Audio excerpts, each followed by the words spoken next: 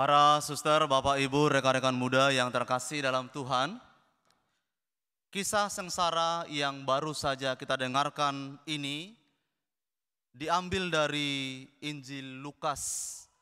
Dan yang kita gunakan ini adalah versi yang singkat. Ada versi yang lain, yang lebih panjang, yang barangkali bisa menghantar kita masuk lebih dalam untuk merasakan dari satu peristiwa ke peristiwa yang lain. Betapa getirnya, betapa tidak adilnya, betapa tragisnya apa yang dialami oleh Tuhan kita Yesus Kristus ini. Saya ingin membagikan kepada Anda permenungan tentang salah satu dari peristiwa itu, yaitu peristiwa penangkapan Yesus. Saudara-saudari yang terkasih, menurut Injil Lukas, Yesus sebelum penangkapannya, ia pergi keluar kota menuju Bukit Zaitun. Para murid turut berdoa, turut serta mengikuti Yesus. Nah, pada saat itu Yesus meminta mereka untuk berdoa. Berdoalah supaya kamu jangan jatuh ke dalam pencobaan.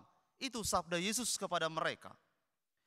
Tidak jauh dari para murid, Yesus itu berdoa dan berlutut. Lalu dia berseru kepada Bapaknya, "Ya Bapa, jikalau Engkau mau, ambillah cawan ini daripadaku, tetapi bukanlah kehendakku, melainkan kehendak-Mu lah yang hendaknya terjadi." Doa Yesus ini adalah doa yang penuh perjuangan. Sepertinya tidaklah pantas untuk seorang Yesus. Di sini kemanusiaan Yesus sangat tampak. Tetapi yang sungguh mengagumkan di sini ialah penyerahan diri Yesus kepada Bapaknya, bahkan pada saat yang begitu tragis. Berbeda dengan para murid, lihatlah pada waktu itu ketika Yesus sedang bergumul dengan doanya, para murid dikatakan dalam Injil itu tertidur. Mereka tidak mampu tinggal bersama-sama dengan Yesus dalam segala pencobaannya. Para murid memang adalah orang-orang yang dekat dengan Yesus. Mereka mengikuti Yesus kemana saja. Tetapi ternyata kecuali dalam hal ini, dalam pencobaan itu mereka tidak mampu untuk ikut bersama dengan Yesus.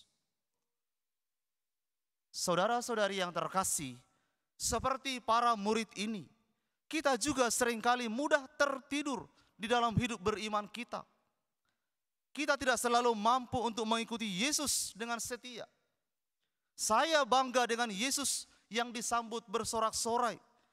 Saya bangga dengan Yesus yang mengadakan mujizat, yang menarik perhatian banyak orang. Tetapi mari kita bertanya, apakah kita juga sanggup mengikuti Yesus di dalam pencobaan? Dan Injil hari ini memberi sebuah kebenaran, kita tidak sanggup.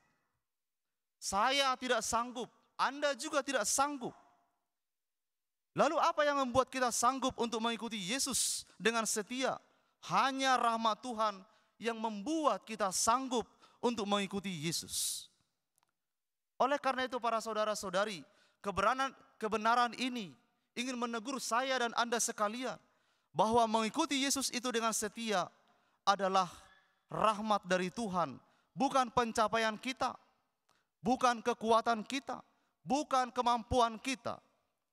Maka tetaplah rendah hati di hadapan Tuhan. Jangan pernah sombong sebagai orang beriman. Tetaplah rendah hati. Mari andalkan kuasa Tuhan. Saudara-saudari yang terkasih, mengapa doa Yesus itu di Bukit Zaitun begitu penuh perjuangan?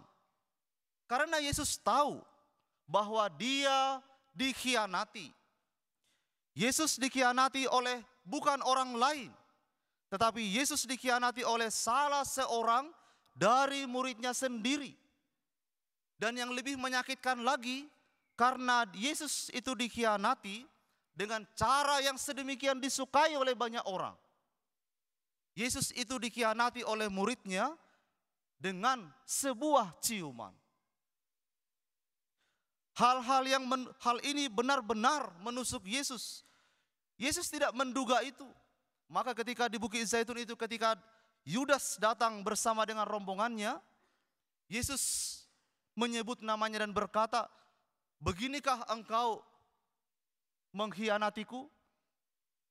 Yesus sungguh-sungguh tidak menduga bahwa Yudas akan melakukan itu.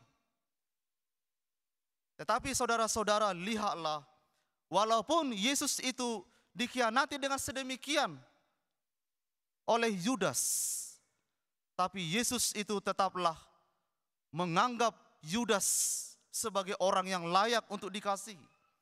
Yesus menyebut namanya. Yesus tetap mengasihi Yudas. Disinilah saudara-saudari, kebesaran hati Yesus kepada kita, kemurahan hati Yesus kepada kita. Kemurahan hati inilah nanti yang akan membuat Yudas itu hatinya menjadi gelisah, menjadi tidak tenang, sampai kemudian Yudas itu akan memutuskan untuk mengakhiri hidupnya. Karena ternyata baru dia tahu pengkhianatan itu tidak mengalahkan Yesus. Pengkhianatan itu tidak membinasakan Yesus. Yesus justru tidak membalas itu dengan cara yang sepantasnya untuk itu. Yesus justru mengasihi Yudas. Saudara-saudari yang terkasih, pengkhianatan yang dialami oleh Yesus itu masih terjadi secara masif dalam kehidupan kita sampai saat ini. Begitu banyak oknum kejahatan yang berpenampilan menarik, berperilaku seolah-olah yang paling sopan santun, tapi sesungguhnya mereka adalah pengkhianat-pengkhianat yang menghancurkan sesamanya dan yang tak bersalah. Mereka ini bagaikan serigala-serigala yang berbulu domba. Mungkin juga saya dan Anda sekalian adalah salah satu dari oknum itu. Kita merasa ini sesuatu yang sangat buruk, yang sangat tragis, tapi ini adalah realitas hidup kita. Ini adalah kebenaran yang sedang kita alami. Dunia kita banyak manipulasi, banyak rekayasa. Maka saudara-saudari, pikiran dan hati yang tulus yang Anda punya, yang saya punya ini adalah harta yang begitu berharga, yang mungkin tidak banyak orang memilikinya. Maka mari kita syukuri pikiran dan hati yang tulus ini. Saudara-saudari yang terkasih, lihatlah bahwa Yesus ditangkap karena pengkhianatan seorang murid yang makan semeja dengannya, yang minum dengannya, yang pergi mewartakan kebenaran kemana-mana bersama dengannya, yang mengadakan banyak mujizat bersama dengannya.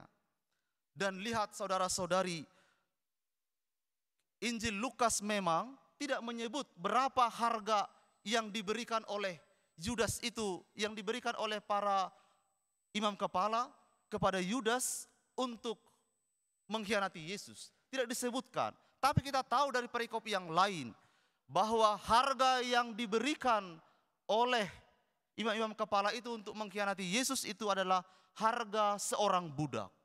Harga yang tidak lebih tinggi daripada harganya kita, harganya Anda. Yesus itu dikhianati sedemikian rendah itu. Dan di sini kita belajar bahwa Yudas termakan oleh uang.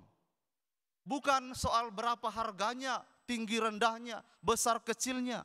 Tapi hidup Yudas itu telah salah orientasi. Hidup orientasinya Yudas itu telah ditopang oleh uang. Oleh karena itu saudara-saudari, kita lalu menjadi ingat apa yang nasihatkan oleh kitab suci. Cinta akan uang adalah akar dari segala kejahatan. Ketika hidup kita ini ditopang oleh uang, berorientasi pada uang, tidak ada lagi belas kasihan, tidak ada lagi kasih kepada Anda, tidak ada lagi kasih kepada sesama, tidak ada lagi rasa takut dan hormat kepada Allah. Saudara-saudari yang terkasih, karena pengkhianatan Yudas kepada Yesus, Yesus memang diadili dengan tidak adil.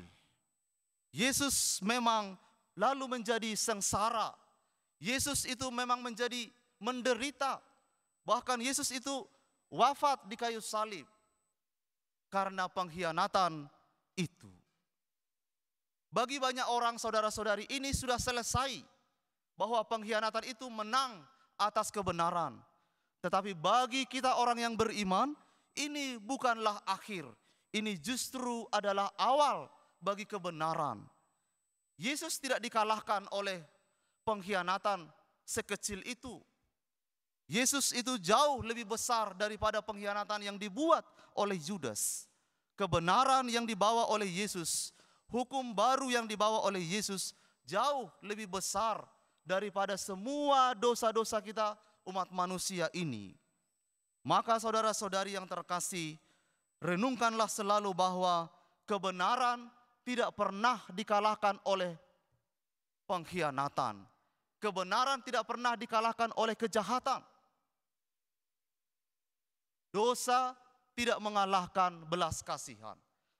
Kristus adalah wajah Allah yang membawa belas kasihan, kemurahan hati Tuhan kepada dunia ini, maka itu menjadi harapan bagi kita semua. Kebenaran yang dibawa oleh Yesus itu, saudara-saudari, bagaikan biji gandum yang jatuh ke tanah dan mati. Jatuh ke tanah dan mati, tetapi menghasilkan buah-buah yang berlimpah. Hidup kita bersama dengan Yesus itu, kalau hidup kita benar, maka engkau juga akan jatuh ke dalam tanah dan mati. Tetapi hidupmu akan menghasilkan buah-buah yang berlimpah, yang akan memberi hidup, harapan kepada dunia, kepada banyak orang. Saudara-saudari yang terkasih, selamat memasuki pekan suci, selamat merayakan misteri-misteri suci Tuhan kita Yesus Kristus, sengsara, wafat dan kebangkitannya. Biarlah kita mendapatkan buah-buah dari salib Kristus, yaitu kasih yang berlimpah di dalam hidup kita. Tuhan memberkati.